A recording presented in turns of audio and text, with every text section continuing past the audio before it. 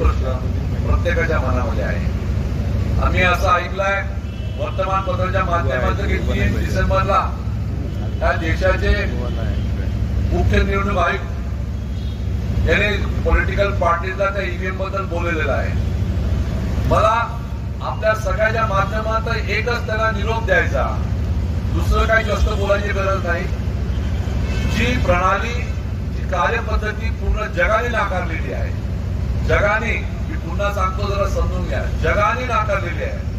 म्हणजे Japan, Germany, Spain, Europe, America, France सगळ्यांनी नाकारलेली आहे. ती कार्यप्रणाली आम्हाला का पाहिजे हा मूलभूत त्या ठिकाणी प्रश्न निर्माण झालेला आहे. कोणी खूप आम्हाला सांगत असेल की याच्यामध्ये टॅम्परिंग होत नाही, त्या सगळ्या विद्वानांना, त्या सगळ्या सुजान नागरिकांवर सांगतो, तुमच्या खिशात असलेला जो मोबाईल फोन आहे त्या मोबाईल फोनची मला गरज नाही.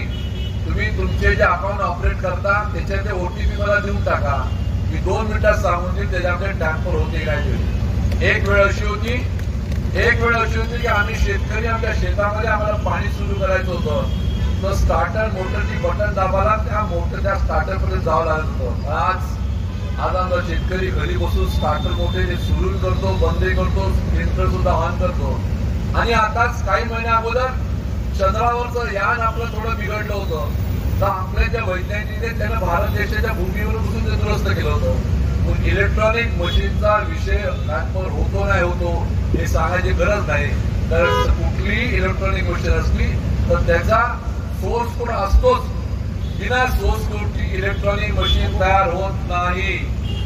कोणी किती जरी म्हणत असेल, आणि ज्यांनी आविष्कार केला एलन म्हणून जे अमेरिकेतले आहेत त्यांनी सांगितलेलं आहे की ह्या सगळ्या हॅक होतातच.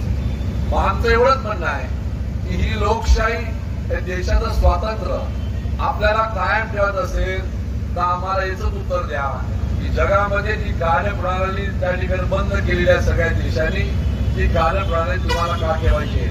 तुम्ही हे विसरू नका की ज्यावेळेस सुरुवातीला काँग्रेसच्या सरकारच्या काळामध्ये मशीन आली तर तुम्हीच लोकांनी प्रचंड विरोध केला होता आणि त्या संबंधी पुस्तकी त्या ठिकाणी छापलं होतं.